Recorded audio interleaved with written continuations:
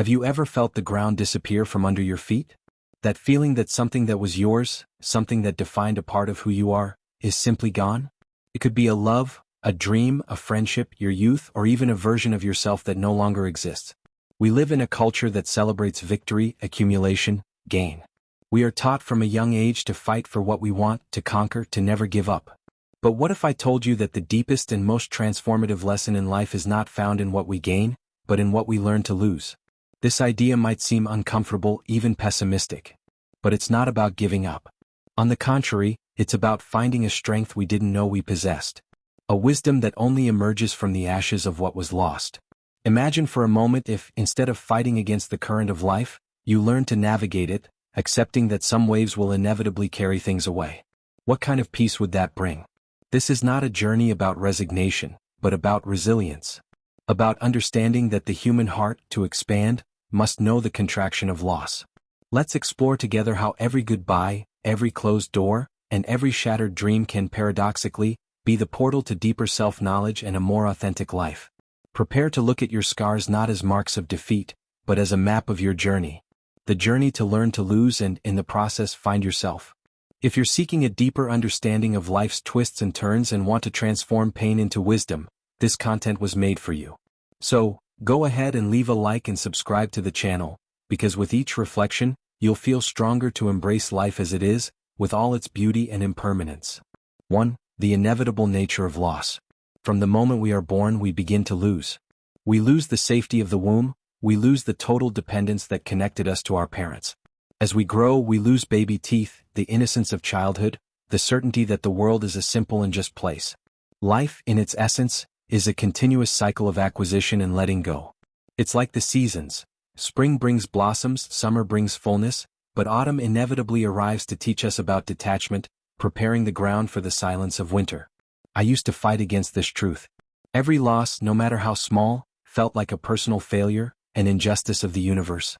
I clung to people, to moments, and to ideas with a desperate force, believing that if I held on tight enough, I could stop them from slipping through my fingers. I remember a friendship that ended abruptly. I spent months, maybe years, ruminating on what I could have done differently, replaying conversations in my mind, trying to fix the past. This resistance to loss didn't bring the friendship back. It only kept me chained to a ghost, unable to move on and make space for new connections. It was only when I started observing nature that this lesson began to make sense. A tree does not mourn the leaves that fall in autumn. It releases them, trusts the process, and knows that by shedding the old, it is creating the conditions for new growth. Loss, in this sense, is not an end but a necessary transformation. It is the universe telling us that it's time to release weight, to let go of what has served its purpose so that something new can be born. Accepting the inevitability of loss is not being passive or weak. It is, in fact, an act of immense courage. It's looking impermanence straight in the eye and saying, I understand. I accept. And still I choose to live fully. It's knowing that love can end, yet still choosing to love deeply. It's knowing that life is finite, yet still choosing to live it with purpose and passion. This acceptance doesn't eliminate the pain of loss, but it transforms it. Instead of an empty hole, loss becomes a sacred space of memory, gratitude, and learning.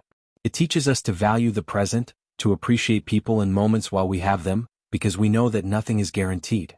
Learning to lose is ultimately learning to live. 2. Grieving for unfulfilled dreams. Perhaps one of the most silent and painful losses is that of the dreams that never came true. They are the what-ifs that echo in our minds on sleepless nights. The career we didn't pursue, the love we didn't confess, the trip we always postponed.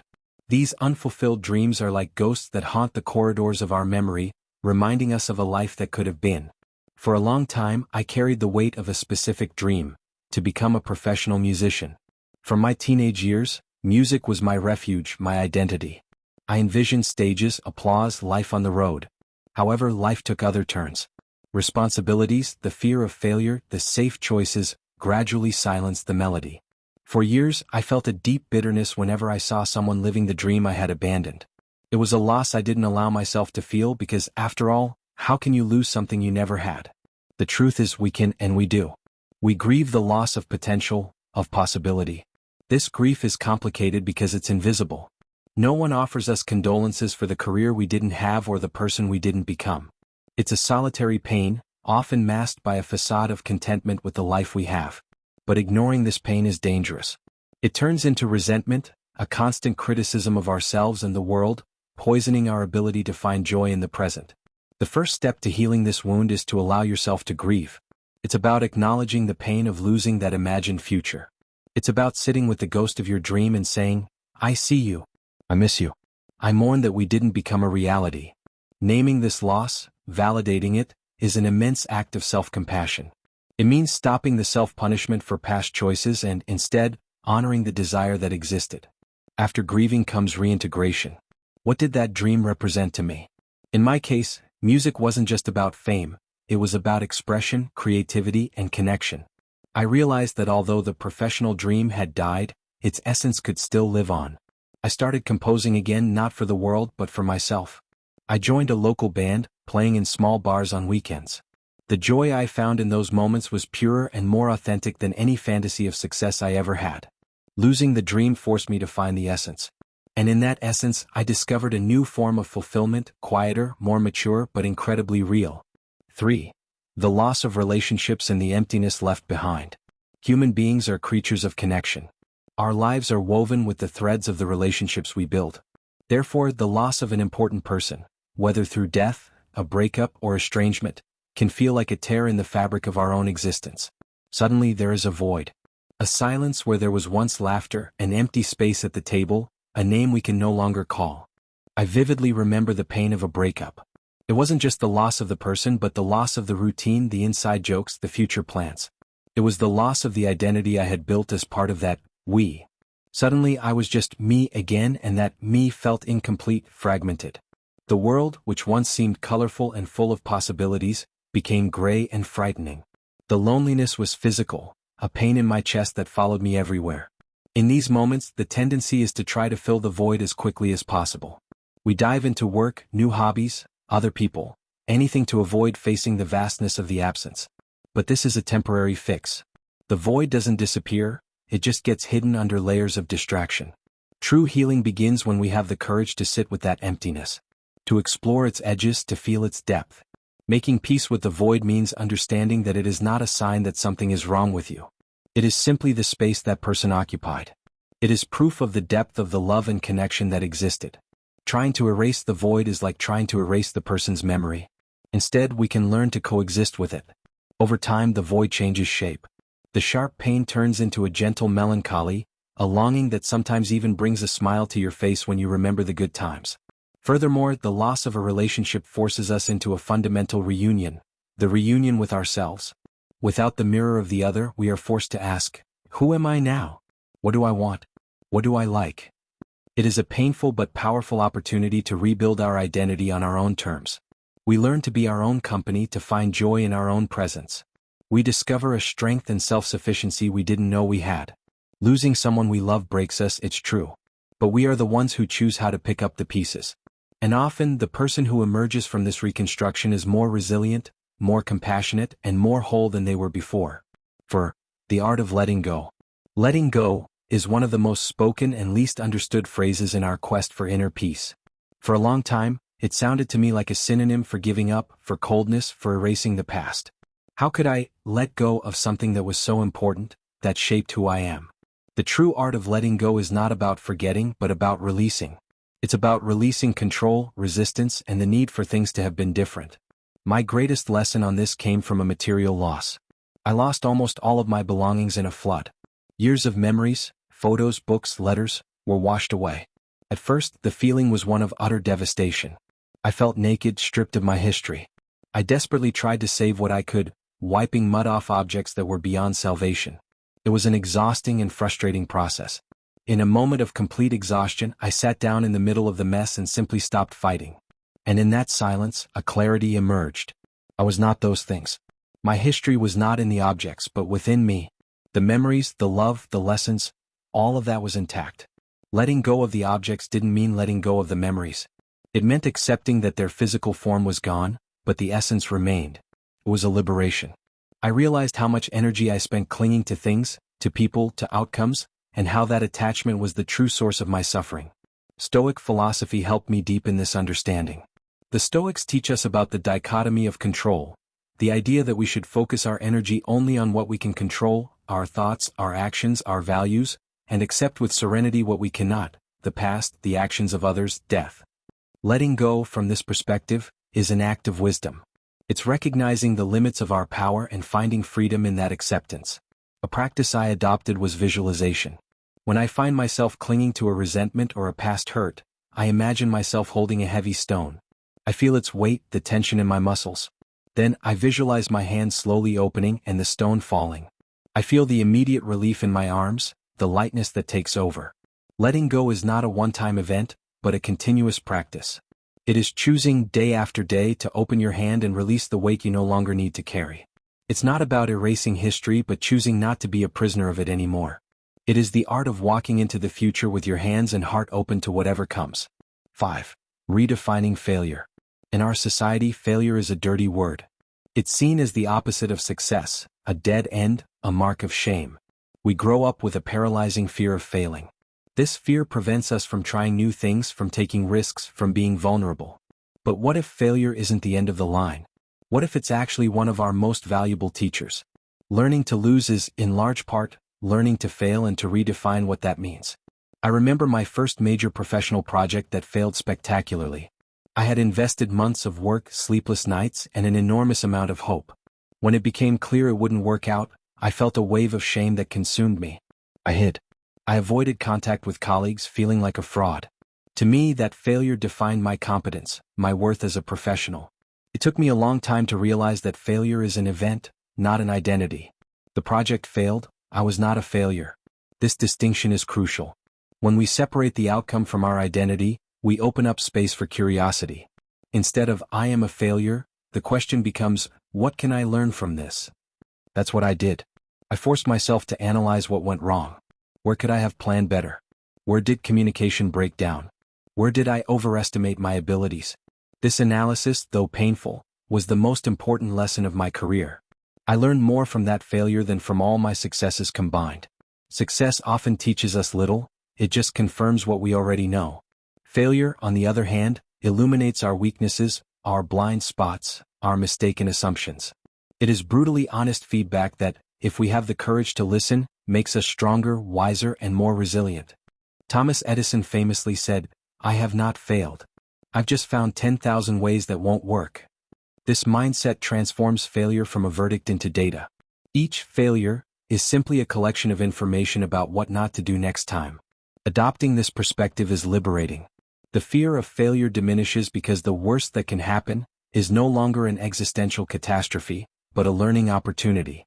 Learning to lose means embracing our failures.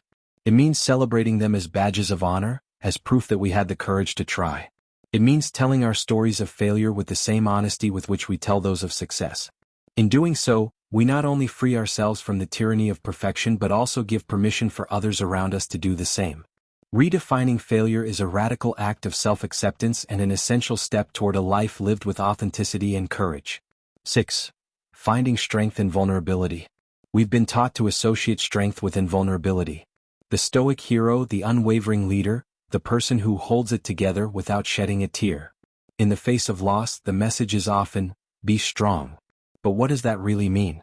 For a long time, I interpreted it as "Don't feel, don't show your pain." I built walls around my heart, believing that vulnerability was a weakness I couldn't afford to show. This armor, however, is incredibly heavy. And worse, it doesn't protect us from pain, it only isolates us from healing. True healing happens in connection, in sharing, in allowing ourselves to be seen in our fragility. It was a particularly devastating loss that taught me this. I tried as always to be strong. I maintained my composure at work, smiled at friends, and cried alone in the dark. But the pain didn't diminish, on the contrary, it became denser, more suffocating. The turning point came when a friend, noticing my isolation, simply sat beside me and said, "You don't have to pretend with me. It's okay not to be okay." Those simple words shattered my armor. I broke down. I cried, talked about my pain, my fear, my confusion. And for the first time in weeks, I felt a sense of relief. Not because my friend had the answers or could fix the situation, but because he was willing to witness my pain without judgment. He stepped into the arena with me. Researcher Brené Brown defines vulnerability as uncertainty, risk, and emotional exposure. It is that place of courage. It's the willingness to show up and be seen when we have no control over the outcome. By sharing our pain, we risk being judged or misunderstood, but we also open the door to empathy, connection, and love. I discovered that strength isn't in not feeling, but in having the courage to feel fully and still carry on. Vulnerability is also a gateway to self-compassion. When we allow ourselves to be imperfect and fragile, we stop demanding superhuman strength from ourselves. We begin to treat ourselves with the same kindness and understanding we would offer a dear friend going through the same situation. We ask ourselves, what do I need right now? Maybe it's rest, maybe a hug, maybe just a moment to cry without guilt. Learning to lose forces us to confront our own vulnerability. Loss strips us bare, reminds us of our shared humanity. Trying to cover this nakedness with a false armor of strength is fighting a losing battle. True strength emerges when we embrace our vulnerability, when we recognize that it is in our cracks that the light and human connection can finally enter. 7. The hidden gain and loss. It's a bewildering paradox. How can there be gain and loss? It sounds contradictory, an attempt to sugarcoat a bitter pill. However, if we look back on our lives at the moments of greatest difficulty and pain, we often find that it was precisely these moments that forged the qualities we value most in ourselves: resilience, empathy, wisdom. Loss carves out a space within us, and it is what we choose to put in that space that defines the gain. After a series of significant losses in a short period, a job, a relationship, and a family member's health, I felt completely emptied. It was as if life had taken everything from me. I was bitter, cynical, and focused only on what I had lost. My perspective was a dark tunnel with no light at the end. The change began subtly. I started noticing small things. The kindness of a neighbor who brought me food. The beauty of a sunset I never had time to appreciate before. The depth of a conversation with a friend, now stripped of superficialities. The loss stripped me of my distractions, my trivial ambitions, and forced me to confront what was essential. And what was essential was not in the things I had lost, but in the connections and beauty that remained. This was the first gain, clarity. The second gain was empathy. Before my losses, I sympathized with others' pain, but from a safe distance. Now I felt it. The pain connected me to a universal human experience. When a friend talked about their own suffering, I no longer offered empty cliches. I listened. I understood the silence, the hesitation, the weight behind the words. My pain became a bridge to the pain of others. I became a better listener, a better friend, a more compassionate human being. The third and perhaps most important gain was resilience. Resilience is not the absence of pain. It is the ability to move through pain and come out on the other side transformed. Every time I thought I couldn't take it anymore, and somehow I did, I was building an inner muscle. I discovered a strength in myself I never knew existed, because it is only revealed under pressure. Life knocked me down, but I learned that I could get back up. And every time I got up, I stood a little taller. The hidden gain and loss is not immediate or obvious. It is often only visible in hindsight. It is the gold we find after sifting through pounds of gravel. It is the wisdom that comes not from avoiding suffering, but from moving through it with an open heart. Learning to lose is ultimately an invitation to this alchemy of the soul, the transformation of pain into purpose, of emptiness into space for the new, and of fragility into an unshakable strength. 8. Impermanence as a teacher. The root of all our suffering regarding loss is our struggle against a fundamental law of the universe. Everything is impermanent. We want love to last forever, happiness to be a constant state, youth to never fade. We cling to the present with the illusion that we can freeze it. But life is a river, not a lake. It is in constant motion, and resisting this current is a recipe for exhaustion and frustration. Eastern philosophies like Buddhism and Western ones like Stoicism converge on this central point. Buddhists speak of anicca, the impermanence of all things. The Stoics practiced memento mori, the constant remembrance of death, not as something morbid, but as a reminder to live fully and virtuously in the now. Accepting impermanence is not embracing nihilism, it's embracing life itself in its entirety. I had a profound experience with this idea during a mountain hike. I observed the landscape, ancient rocks eroded by wind and rain, trees that had grown, died, and become nutrients for new life, the river that slowly carved the valley over eons. Nothing was static. Everything was in a state of flux, of becoming. And yet, there was a deep beauty and peace in this eternal dance of creation and destruction. In that moment, my own life, with my small losses and gains, seemed to fit into this larger pattern. I was not an anomaly, I was part of the flow. This realization radically changed how I experienced life. Instead of clinging to happy moments for fear they will end, I try to savor them more deeply, precisely because I know they are ephemeral. The beauty of a sunset is intensified by the awareness that it will soon disappear. The sweetness of a moment with a loved one is amplified by the understanding that these moments are finite and precious. Impermanence doesn't rob moments of their value, it grants it. Likewise, impermanence has become my comfort in times of pain. When I'm going through a difficult period, I remind myself, this too shall pass. It's not a thought to invalidate the pain but to give me hope. Just as the dark clouds of a storm eventually give way to the sun, pain and sorrow also move, transform, and eventually dissipate. Living with impermanence as a teacher is a daily practice. It's practicing detachment not with coldness but with love. It's loving people and life fully, knowing that one day we will have to say goodbye. It's finding stability not in external circumstances which are always changing, but in our inner center, in our values, in our ability to adapt and grow. Learning to lose is, in its highest form, learning to dance with impermanence, to find beauty in the flow and peace in acceptance. 9. Rebuilding identity. One of the most disorienting consequences of a major loss, be it a job, a relationship, health, or a social role, is the identity crisis that follows. We often build our sense of self around these external pillars. I am a manager, I am so-and-so's husband, I am an athlete. When that pillar crumbles, the question that echoes in the void is, if I am no longer that, who am I? I went through this when I left a company where I had worked for over a decade. My job wasn't just what I did, it was who I was. My routine, my friends, my social status, everything was tied to that ID badge. The day I handed it in, I felt as if a part of me had been amputated. The first few weeks were a blur of disorientation. I didn't know what to do with my time, how to introduce myself to people, what my purpose was. Rebuilding identity is a slow and often confusing process. There is no map. It begins with the demolition of what's left of the old structure. It's a period of stripping away, of sitting with the not knowing. And that is terrifying. We want quick answers, a new label to cling to. But the healing lies in resisting that urgency. It's in allowing yourself to be undefined for a while. In that space of uncertainty, I started asking questions I hadn't asked in years. What do I really enjoy doing, regardless of whether it's productive or gives me status? What sparks my curiosity? What values are non-negotiable for me? Slowly I began to experiment. I took a pottery class, something I had always wanted to do. I volunteered. I spent more time in nature. I started journaling. None of these things in themselves was my new identity. But together they were small bricks, building a new foundation. What I discovered is that my previous identity was fragile because it was based on something external and revocable. The new identity I was building was more resilient because it was based on internal qualities, my curiosity, my creativity, my compassion, my values. These are things that no one can take away from me. Loss forces us to dive deeper, beyond the superficial labels and roles. It invites us to build a sense of self that doesn't depend on what we have or what we do, but on who we are at our core. It is a process of coming home to ourselves. The person who emerges on the other side of this reconstruction is not just a patched-up version of the old one. They are someone more authentic, more integrated, and with a sense of self that is both more humble and stronger.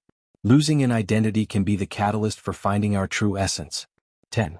Cultivating gratitude for what remains. When a loss hits us, our vision tends to narrow. The focus becomes intensely fixed on what is gone, on the hole that is left. The pain is so overwhelming that it can be difficult, if not impossible, to see anything else. However, even in the harshest winter, life persists.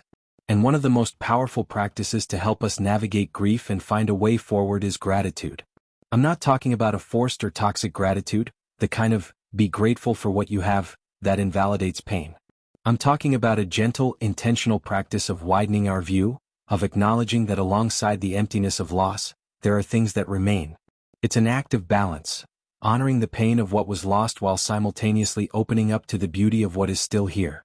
After a particularly dark period, I started a simple practice, almost reluctantly.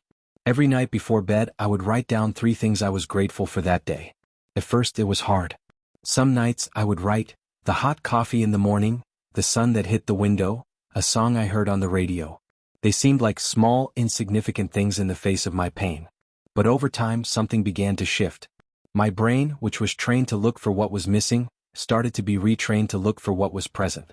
I began to notice more things during the day so I could write them down at night. the kindness of a stranger, the taste of a meal, the comfort of my bed. The practice didn't eliminate my sadness, but it created a counterbalance. It reminded me that my life was not just my loss. My life was also these small sparks of light. Gratitude anchors us in the present. The pain of loss often lives in the past, remembering what we had, or in the future, imagining a life without what we've lost. Gratitude brings us back to the here and now, to what is real and tangible in this very moment. It helps us realize that even if the big picture seems bleak, there are pixels of color and light scattered throughout. Cultivating gratitude is also a way of honoring what was lost. If we've lost a loved one, we can be grateful for the time we had with them, for the lessons we learned, for the love we shared. This gratitude doesn't erase the pain of absence, but it frames it in a context of meaning and love. It transforms the memory from something purely painful into something bittersweet and precious. Learning to lose doesn't mean living in a perpetual state of lack. It means developing the ability to see the fullness alongside the emptiness. Gratitude is the tool that allows us to do this. It is the soft light that illuminates the path, showing us that even after the darkest of nights, the sun always rises again. We have reached the end of this journey, but the learning, like life itself, continues. We have explored loss not as an enemy to be conquered, but as a stern and ultimately wise teacher. We have seen that learning to lose is learning to let go of the dreams that didn't come true to embrace the reality we've been given. It's learning to survive the end of relationships to find ourselves again. It's learning to redefine failure as a stepping stone and to find unexpected strength in our vulnerability. So, I ask you now, what loss in your life has taught you the most valuable lesson? What scar do you carry that, today, reminds you not of the pain, but of your incredible ability to heal and carry on? Life will continue to present us with losses. It is its nature. But now, perhaps, we can face them with a little more courage, a little more compassion for ourselves, and a little more trust in our ability to transform the lead of pain into the gold of wisdom. Remember, you are not alone in your losses. They are the common thread that connects us all in the great tapestry of the human experience. If this reflection resonated with you, share in the comments what your biggest insight was. What is the first step you will take to practice the art of letting go? Let's build a community of support and learning. And, of course, if you want to continue on this journey of self-knowledge, subscribe to the channel, turn on notifications, and get ready. Because with every video we are together, learning to live more fully, consciously, and resiliently. The best is yet to come.